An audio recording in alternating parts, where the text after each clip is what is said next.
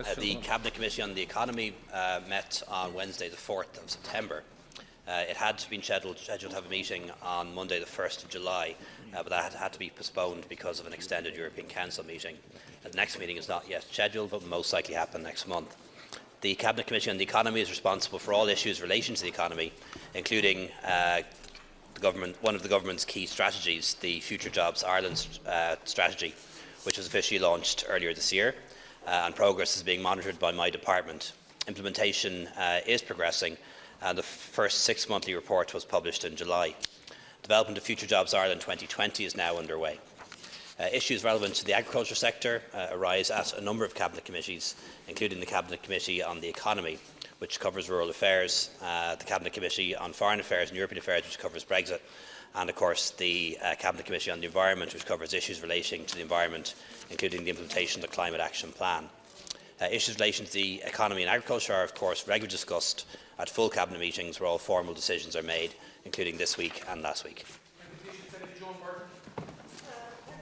And I suppose welcome back, Taoiseach. Thank you. The IFAC report last week by the Irish Fiscal Advisory Council, I have to say it's one of the strongest savagings I have seen by the Council of any government since the committee came into being, since the Council came into being. And they cited in particular the total disaster in terms of budget management in respect particularly of health and projects like the Children's Hospital and indeed of housing. So one of the things that the Minister for Finance said last week was that there would be no income tax cuts this year. In other words, no increase in allowances or credits. At a time when wages are rising by an expected 3%. Now, I have it directly from the Chairman of the Fiscal Advisory Council that that will result in an additional 600 million to the government because of the fact that workers will be earning more, but they will not be getting any tax reductions in terms of PAYE. So, can you then say, Taoiseach, what is going to be the situation for all those hundreds of thousands of people, particularly our pensioners, our carers, and people who are on long-term disability, lone parents, and other people who rely on social welfare and on a social welfare and social protection and retirement income? Will you tell us, Taoiseach, if the indications by your Minister for Finance that there may be no improvements in social protection, in payments, in retirement payments, can that be true? Because with an extra 600 million coming in the main from PAYE workers who would actually like to see people like pensioners protected in the budget, I think it's a really important point as well for the rural economy in Ireland, because we now have a very large demographic of pensioners as well as a very large demographic of young children. So inevitably our costs are high as a country. But is your government really talking about no social welfare increases? I welcome the Minister for Finance seeming to confirm that the Christmas bonus is okay, but that money is already there in this year. But can you really say to the pensioners and the carers of Ireland that there will be no room in the budget for them? Deputy Howlin.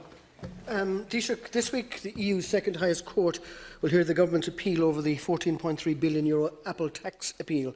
Now, I accept that it is necessary to assert our tax sovereignty and to demonstrate the impartiality of our own revenue commissioners. It does, however, underline the fact that Ireland has become completely over-dependent on multinationals in terms of our tax income. We are now in a position where just 100 companies pay almost 3/4 of all the corporation tax collected. It's even questionable how much of this FDI actually benefits the real economy, and the IMF have published some data on that. Like Fianna Fáil during the boom time, I believe the government has used undependable corporation tax receipts to plug holes in the financial mismanagement of recent times, the overspends that we know about. So in the light of so many international economic uncertainties, Taoiseach, do you agree that it is vital now that we refocus our business and economic model on indigenous industries? Have you thoughts in relation to this, and how do you plan to focus to ensure that the indigenous economy is nurtured and grown so that we can actually break away from this over-dependence on foreign direct investment, which is a model that is probably not going to be sustained into the future? Mayor Lou McDonald. Taoiseach, I want to return to the issue of the Agriculture Minister's open letter, which was issued on social media and addressed to farmers who are on pickets across the country. I want to say again, Taoiseach, that I don't think the Minister's intervention was helpful. It's not, in my view, the kind of leadership that's required at this very sensitive point in this dispute. Those who are on the picket lines are women and men whose families in many cases have farmed for generations. And the Minister's essential message of shape up or ship out, I think, was really quite disgraceful. Having delayed intervening in this dispute, a dispute which in reality, and we've all acknowledged, is a decade in the making, it really doesn't make any sense for the government to further polarise the positions. I don't think any farmer wants to be on the picket line. They have a product to sell. Without the sales, they have no income. And small farmers are no different to any other small business or micro business. They need a minimum income. Ours, Taoiseach, is an island of small indigenous businesses, micro businesses, small businesses are the beating heart of our economy. And this includes our small farmers, our family farmers. Progress, as I acknowledged earlier, had been made during the discussions, but the very root of the dispute hasn't been addressed. So I want to put to you that even within the restrictions of competition law, the matter of baseline price will need to be addressed and advanced. This isn't a new issue, and it is an issue that's resolvable.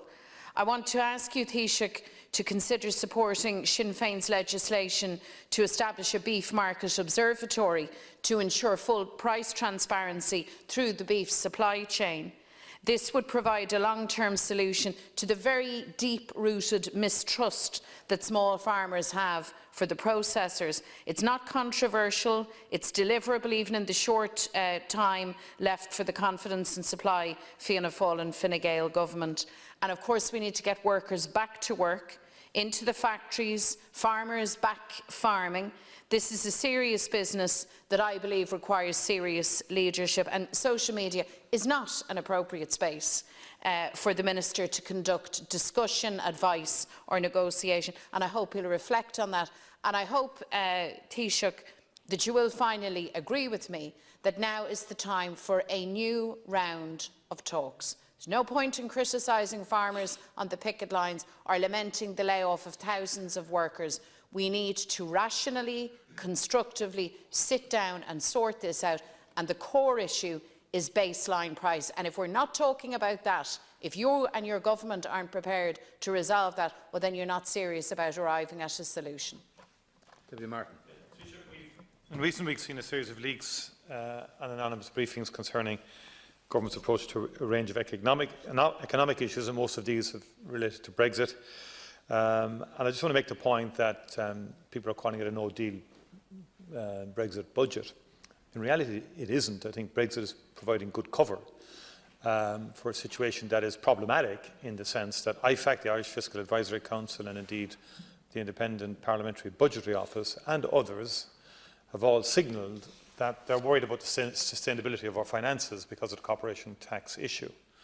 Some recent articles last weekend, for example, were quite revealing in terms of the issues there, the uncertainty around that. And I think we probably could do with some more detailed briefing in terms of the source of the increase over the last 2 to 3 years, how sustainable is it, the fragility around it, is it subject to all of the transfers that go on within the multinationals themselves, where IP is booked and so on like that. And so it's a complex issue, but it's nonetheless, I think the Oireachtas does require some sense of what's going to happen over the next 5 years in terms of that revenue stream, because whatever way you look at it, it has now been embedded into the base of expenditure over the last while. And so you've had a combination of less interest rates than were thought likely 3 or 4 years ago, which is, I think, halved the potential interest bill that was to accrue or was forecast to accrue in 2015.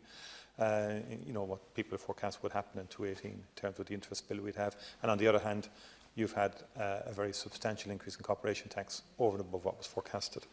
Does that mean, Taoiseach, could you confirm that your own tax cut promise, something you announced at your Ardèche and then you promoted with a social media campaign, has been abandoned for this year?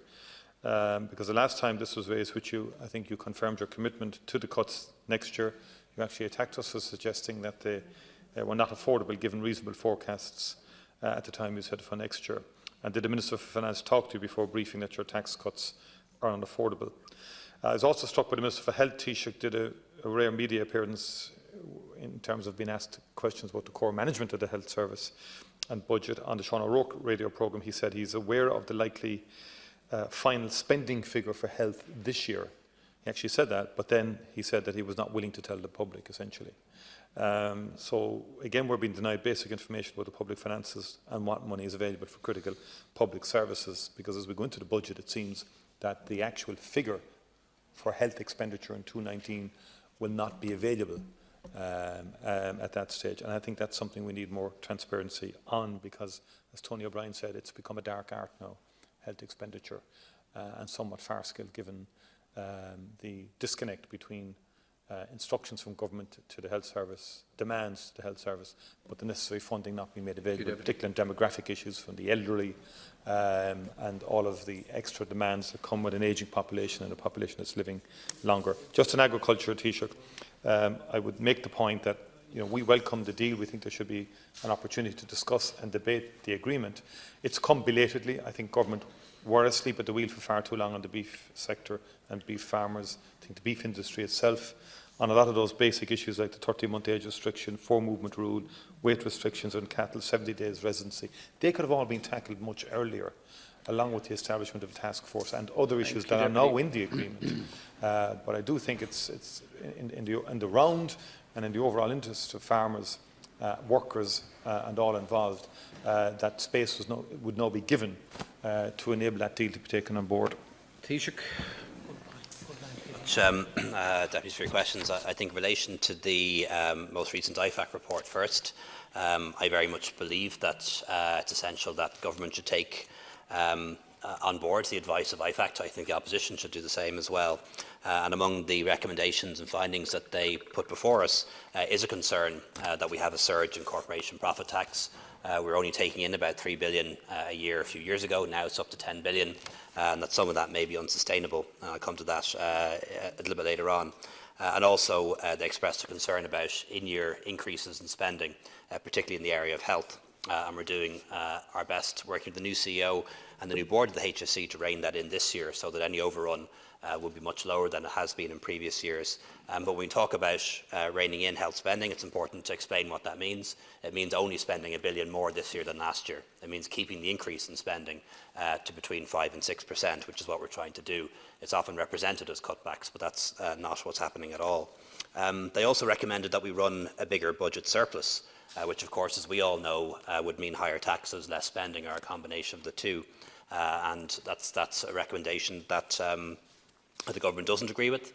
We think our projected surplus for this year, around 0.3% of GDP or 0.4% of GDP, is at the right balance between what's needed in terms of extra spending and extra spending infrastructure and public services, while running a surplus at the same time. And we are one of the few countries in the Western world running a surplus at the moment.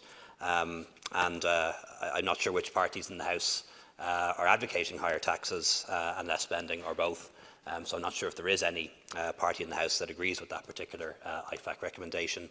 I did notice that the chairman of IFAC expressed an interest in being able to review the spending plans and fiscal plans of opposition parties, something which is done by similar fiscal councils in other countries, and I think that's a very good idea, and I certainly welcome confirmation from the leaders of the opposition parties that they would like to have their budget plans examined by IFAC, so we can get an opinion from them on that.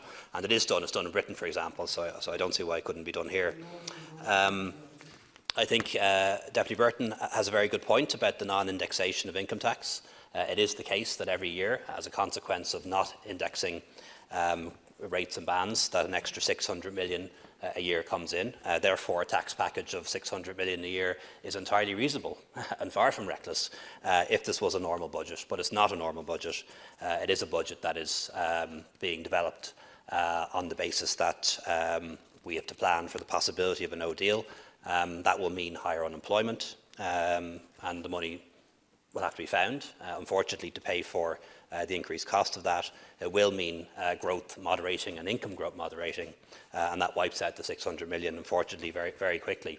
And we need to focus our resources that we do have on saving jobs and saving businesses, and making sure that as many people get through the worst of a no-deal Brexit. There will be a tax package in the budget, but as the Minister for Finance said, it will be minimal. And there will also be a social welfare package in the budget, but as the Minister for Finance said, it will be modest and focused on those most in need. The Minister for Finance and I jointly made the decision that, obviously with the approval of the Cabinet thereafter, that the budget should operate on a no-deal basis, and therefore we would not be able to proceed with the kind of tax packages, welfare packages that we were able to deliver in previous years. And that's a decision we made jointly, just as we made a decision on Fine Gael's tax policy jointly. So notwithstanding many efforts to suggest the contrary, there isn't a cigarette paper between me and Pascal when it comes to economic policy, and nor is there a cigarette paper between me and Simon Coveney when it comes to Brexit. And Deputy Burton, in demonstrating that 600 million a year arises from on-indexation every year, demonstrated exactly why a tax package of around 600 million is entirely reasonable and deliverable in a normal year.